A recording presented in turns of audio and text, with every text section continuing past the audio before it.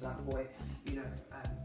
But thinking about the reasons, I think it has a lot to do with health and the stigma associated with health in the black communities, because there's still a lot of stigma, even with things like hypertension and diabetes and blood pressure. People of ethnic minority are less likely to talk about it openly and share. And I think with adoption, it's almost a public confirmation that something is wrong. So yeah, I think Hello everyone, welcome back to my channel, The Adoptive Parents Diary. If you're new here, I'm Chichi, an adoptive parent sharing my experience to help others navigate through the world of adoption with confidence and clarity. So today, we have another guest with us. Someone you've already met. You've met her once in this series. She is our one and only Dr. Kilali Ominu Evota, a pediatrician extraordinary. Welcome again to our channel. Thank you for having me back. Thank you for having me back. You're welcome. So today we'll be having a very interesting topic. Something some people know about already, but shy away to talk about it. They don't want to talk about it, especially in our black community. It is adoption in the black community. I'll just read something that will introduce us into it, and that is, why is adoption still a difficult conversation in black community? This topic is often misunderstood, sometimes avoided, but it is absolutely necessary. Children from black background are always overrepresented in care, but always underrepresented when it comes to adoption. Why is this so? Is there something that maybe the system is telling us that we don't know? Like I said, it's a very sensitive topic, so we'll approach it with the utmost respect just to explore this topic. So Dr. Kilali is here to help us with this because, like I said, I can't do it by myself. It is very sensitive. Thank you for taking out your time again to join us. Thank you, I'm pleased to be here. Thank you. So, why do you think adoption is something or sometimes very difficult to speak about openly in black community? Is there something? Yeah, I mean, it's an interesting question, and something that I've thought about for over 20 years now, believe it or not, because that's when I first became exposed, probably about 20 years when I first became exposed to the statistics regarding adoption amongst people of black ethnicity. So just for people that like to look up data, if you go up on the UK Gov website for adoption, like you said, there are about 83,000 children, about just under 90,000 children in the care system. And of those children, 71% are white Caucasian, and about 9% of those are black, of Afro-Caribbean heritage. Whereas over 80% of adoptions are of white children. Only about 2% of the black children get adopted. Oh, wow. So it's really, really not great. And even worse, if you're a black boy, you're even less likely to be adopted. And so yeah, so the first time I found out those statistics, having a black child, a black son myself, I was just really sad. And I thought, oh, I'm going to adopt a black boy, you know. But thinking about the reasons, I think it has a lot to do with health and the stigma associated with health in the black communities, because there's still a lot of stigma, even with things like hypertension and diabetes and blood pressure. People of ethnic minority are less likely to talk about it openly and share. And I think with adoption, it's almost a public confirmation that something is wrong. So yeah, I think it's about the stigma, which is sad and it shouldn't be, but it is there. Do you think it's about where we're coming from, like our background? Like for me, for example, I will say that when I started contemplating adoption, my mom refused it. She wouldn't want to hear of it. To her, she just feel as an African woman, she has given birth to a child, and she expects me to do the same, to give birth to my own children. So do you think it has anything to do with culture and where we're coming from? I think absolutely, because we're all of us, irrespective of where we find ourselves today, we're all a product of where our parents have come from, where our parents are coming from, how they were brought up, how we were brought up by them, and the cultures, consciously and unconscious, conscious bias, unconscious bias. So yes, absolutely. I think, and with all due respect, I think there's an element of religion to it as well, where people believe that, if you have faith, this will happen. And so if it's not happening, sometimes I hear, people can almost think it's because I don't have enough faith. But actually, there is science, and I believe that all knowledge was given by God. And so if it's not, there are some people that can't have children. And so adoption is great, or even for people who have children, you can still go ahead and adopt. Because I don't want to see adoption as the last option. No, because I have a friend who has 4 children and still went ahead to adopt 2 That's boys. amazing. That's amazing. So, and there are a lot of children out there that need a secure home, and a lot of us who can provide a secure home. So why not? But I think definitely cultural. Definitely just miscommunication, which is why I'm so proud of you and the work that you're doing. You. Yeah, because just getting the word out there to say, look, my friend adopted 3 children. 3! How fantastic is that? Thanks. And so I think it's misinformation. Miscommunication, not even knowing who to talk to actually ask a question. So it'd be interesting to know the questions that will come up from this. Okay, thank you. And like we all know, Dr. K is a foster carer. And can you share your professional connection to adoption in Black community, or if you have any within the Black community?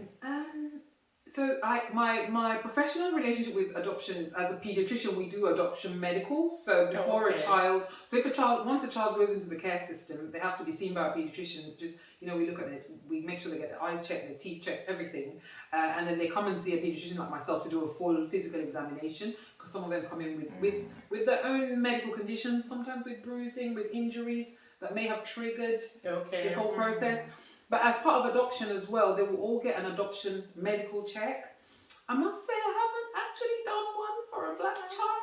Oh God, but they are rare. They are rare. And again, part of why I was excited to come and talk about this, I think as a Black race, we've been informally fostering for generations. Oh yes. We all have that friend who says, that's my mother, but they're not actually my mother, but they brought me up. They're my auntie, but they brought me up. They're my mum's friend. I call them auntie, but they brought me up. So we've always looked after our community. We are kind of intertwined. You can say, okay, that's my cousin. Like, okay, is he your biological cousin? Exactly. Not really, but we grew up in the same house, so that is so indirectly. We've been fostering informally, adopting informally, adopting. But then when it comes to the actual word adoption, we for some reason we shy away from it. So we know how to look after other people's children like our own, and we all know somebody who was raised by someone else. And I think for me, I think sometimes people look at it like a shame, like a stigma. They are not, people adopt like you said, but they are not comfortable talking about it because they always feel, oh, what will they think about me that I adopted? No. So some people do it secretly. Like I know someone who has adopted but has taken the child away and is not even willing. The child is about 7 or 8 and is not willing to even tell the child that the child is adopted. She just she want to feel that is a biological child, and that is a message she gives to people that don't know her, which in my own opinion, I don't think is right, because every child needs to know their story, where they are coming from. Absolutely. So I think that is why for Black community, they just feel they want to kind of hide, they just leave it in that cocoon. They don't want anyone to know about it. That is my opinion, like I said. So I don't know. Maybe if you have any other reason why we Blacks don't talk about adoption, it would be nice to hear from you. So yeah, I think another thing I have here is, do you think history, like we're talking about, history that is family, slavery, family separation, foster care system, do you think this has influenced how adoption is viewed in the Black community, and how? It's a great question. I really don't know that has influenced it. I would think that things like forced separation and slavery would have meant we gravitate to ourselves even more, embrace our race even more. So I'm not sure.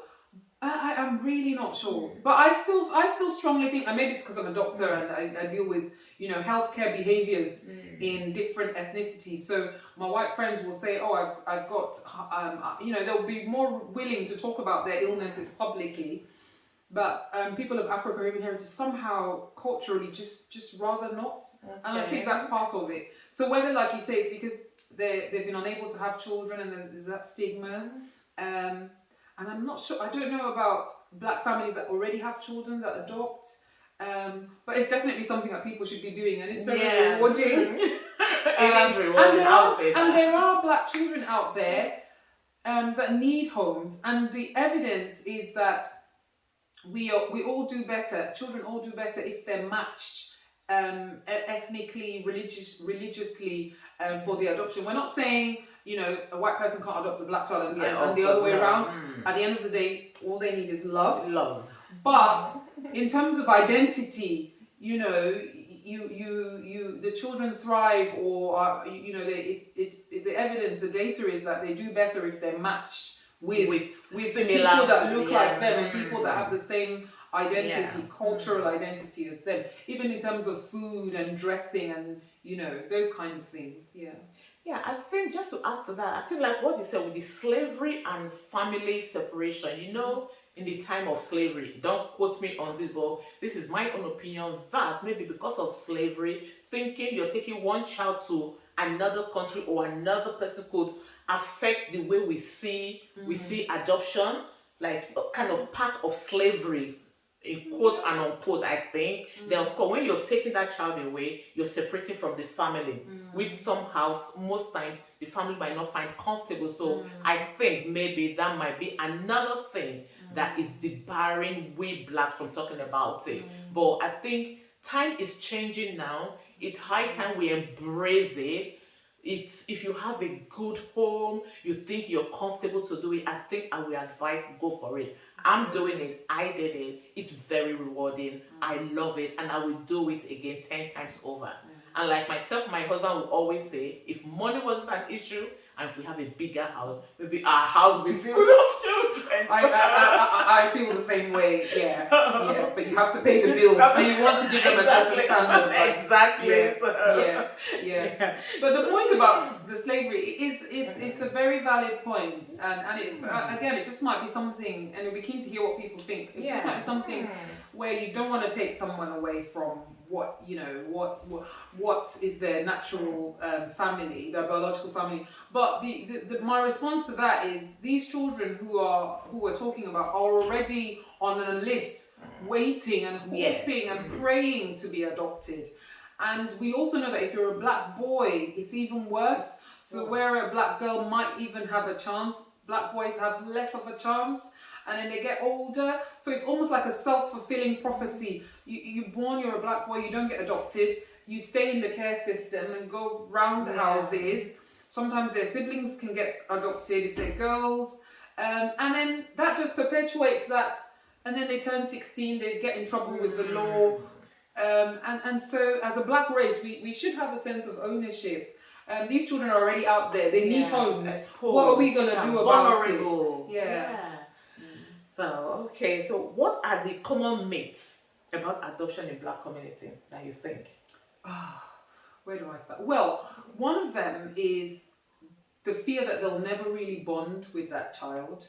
And that I think is for every, not just in the black race, for everyone, but I think more so in the black race, because even with fostering, people have said to me, how do you let strangers in your house? And I'm like, but they're children. They're just children that want to eat, want a warm bed, and want to know that somebody cares about them.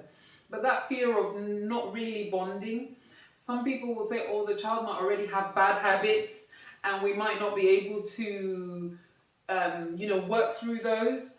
And I'm like, for anybody who has their own children, especially boys, they are hard work. but because they're yours, and you don't have anywhere to send them to, you They're stuck with persevere. you. You're stuck. So you persevere, and you're like, well, it's my You're right, child, not going so I have to anywhere. deal with it. Yeah, so people have to adopt the same attitude. It's not supposed to be a walk. Parenting is not supposed to be a walk in the park. No. You know, it's the most rewarding, the most fulfilling thing, in my opinion. But the fact that the child was adopted doesn't mean when they badmouth, when they talk back at you, it's because they're adopted. No, it's because they're a child. That's what they do. That's what children do. Yeah. And I like to think about a lot of people who are adopted who have become sensational. So we talked about Simone Biles. Oh yeah. The one of the most decorated Olympians. Yes. She's the black girl in American, adopted, and I mean, her story is, you know, and there are a lot of people that come out and say, actually, I was adopted, and you think, look at that shining light, and if they were not adopted, then they would have just been a statistic. So yeah, I think, definitely. I think we all need to go out and think again and encourage people. Also, it's about support. So as a foster carer, you get asked to make sure you have a support system. Yes, I think for anybody who wants to go out and adopt, you need a support system. Good support system. As a friend of somebody who is thinking about it, we need to be like, actually, you need to go and do it. I'll support you. I'll help you. I have a son. I have a daughter. I've done it. So we can talk through it if there are concerns you have. Yes, I think it's those anxieties about what do I do if it doesn't work out or if it's not working out. Yeah.